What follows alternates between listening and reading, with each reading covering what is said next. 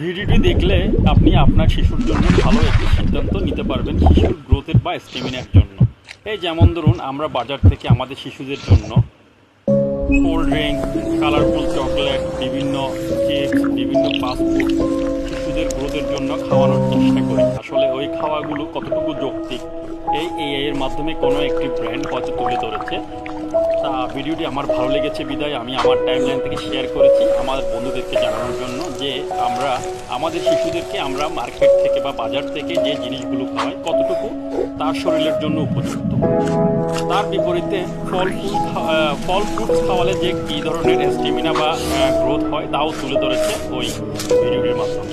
তো বন্ধুরা, আশা রাখি ভিডিওটি দেখবেন, দেখলেই আপনার শিশুর সুন্দর গ্রোথ ও স্টেমিনা, স্বাস্থ্য সবল হওয়ার জন্য যে বিষয়গুলো দরকার এই ভিডিওর মাধ্যমে তুলে ধরেছে। খাওয়ার এই জিনিসগুলো শিশুদের জন্য যৌক্তিক বা জরুরি।